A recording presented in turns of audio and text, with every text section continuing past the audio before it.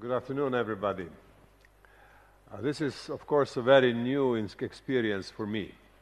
I have never participated in a meeting like this. And I believe that for my colleagues who will speak later this afternoon, it will be equally interesting and equally new. Now, the question before us is China's road and prospect. And obviously, this is a question which many people ask themselves. Many people in every corner of the world, and that is because China has become a world leader, one of the world leaders. Whatever happens in China has an effect on other countries. But before I say something more about my own perspective and my own experience, I think I should introduce myself. I should tell you a little bit about who I am. Because I believe in conversations like this or in any other conversation, it is very important that, the participant first says, well, who am I? What makes me relevant for this discussion? What is the angle from which I talk? Now, I should also tell you this. I was invited to speak as former President of the Republic of Slovenia. But that's only part of the explanation. The other part of the explanation is that I worked for many years for the United Nations. United Nations obviously is an organization which is very dear to China. China is a permanent member of the United Nations Security Council, therefore belongs to 5 most important members. China belongs to members that decide on war and peace to the extent these decisions are shaped by the Security Council. And looking from Slovenian perspective to that very important international body, we see the critical role of China for the future of the world.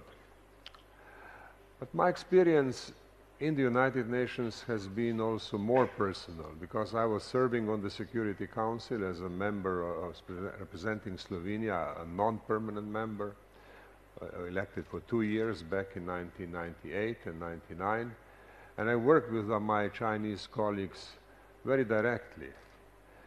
And I learned to appreciate, I learned really to like the openness and equal status discussions that we have had. China never had any particularly strong feeling that as a big power it doesn't have to listen to smaller countries. And that was a very important experience that I had. So when I approached the question of China's road and prospect, I approached from that angle also. That China is actually prepared to engage with other countries and with peoples from other parts of the world fairly friendly, on an equal footing. This is a great asset which makes a conversation possible. Later on, I worked as Assistant Secretary General of the United Nations for Political Affairs, and I often visited China. Myself, whenever I came to Beijing, it looked to me as this was a new city, growing, becoming more and more impressive. Now, that gave me the third perspective of China as a country where you would not necessarily convince your interlocutor, your partner, that something is really as important as you think.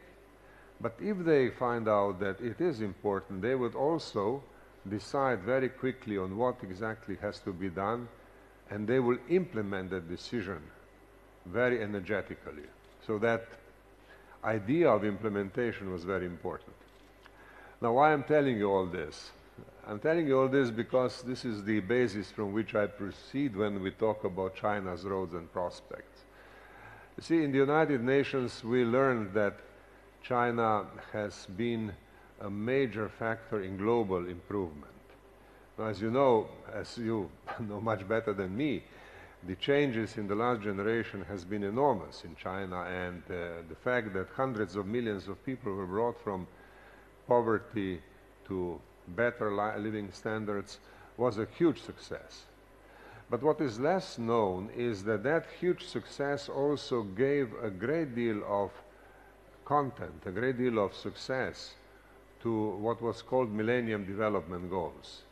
In the year 2000, the UN adopted a series of objectives on reduction of poverty, improvement of education, improvements in other areas of social life and development.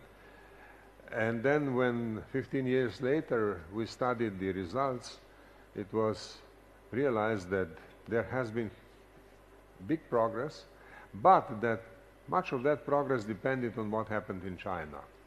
For the people in China, of course, a large population, and also indirectly for people in other countries. So again, we have seen the importance of progress of China for the rest of the world. And that was the spirit in which the current program was negotiated, the Sustainable Development Goals, a set of 17 goals which cover all major objectives, from such things as elimination of poverty, access to water, equality of men and women, and other objectives.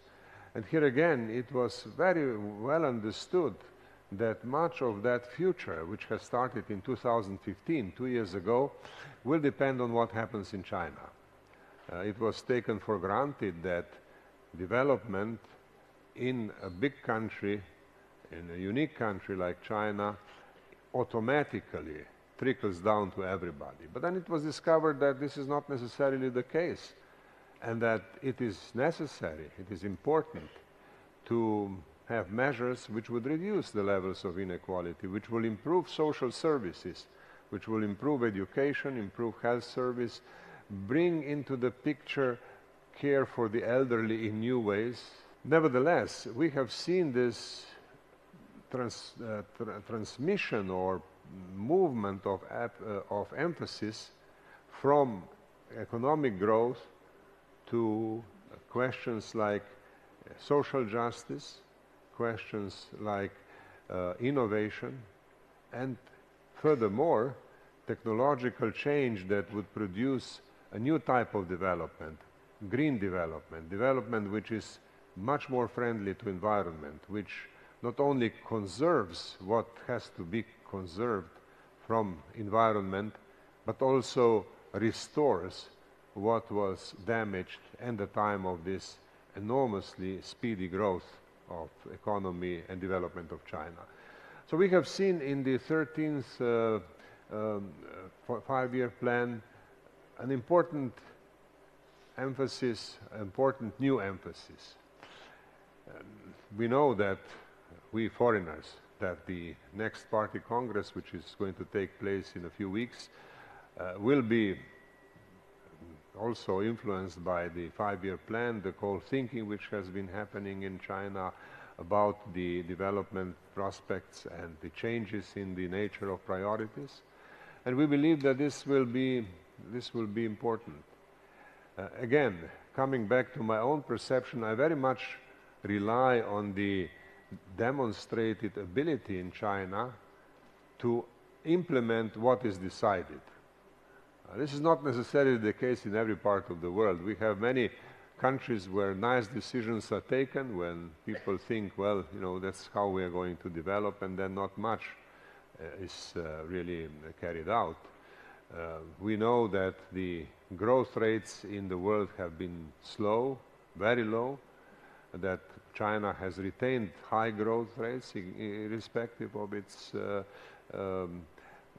environment, which was not conducive to helping high growth rates in China, but irrespective of certain slowdown, the growth rates are still close to 7%, which is very high. We understand, obviously, that there are certain parameters which have to be taken into account. For example, China is an old civilization. It has 5,000 years of history. And there are certain civilizational factors which inevitably have an influence. Yesterday, I was witnessing a ceremony of freshmen in Wenzhou, in China, in the business college, where it was quite interesting to see how much attention was paid to parents of freshmen. And that I found quite interesting and quite moving, watching all these young faces in the square and a certain number of their parents with them. and the fact that they promised that they will study hard and they express gratitude to their parents. Now, this kind of culture is much less, how should I say, much less determining in the parts of the world where I come from. Obviously, respect for parents is there, but I have an impression that it is higher here. And of course, this is very important for social cohesion, for implementation of noble sustainable development goals, implementation of social fairness, and so on. One just needs to read China Daily, which I do whenever I come to this country. And in China Daily you will find stories about difficulties which young people have when they get married and they need an apartment. Now this is a problem which is very well known in my country also. And I know that nowadays younger generations have some problems which my generation did not know. When I was young, it was easier to get an apartment. It was easier to have a job, and the job was permanent, more or less. Now everything has become much less certain, and I believe that this global tendency will have an impact on younger generation in China also. I have seen this in the newspapers. I asked questions when I met some people who were prepared to give me the answers. They told me, yes, the prices of apartments are very high, and there is a problem which affects particularly young people and has an impact on their organization of family life. How can a young person plan his and her life and family and children and everything if the apartment is too expensive, if banks do not provide appropriate credit, if the job is uncertain? So this is a problem which I believe from the media that I follow to be a serious one, and the way how it will be addressed depends on, of course, on decisions in China, including the decisions of the party Congress.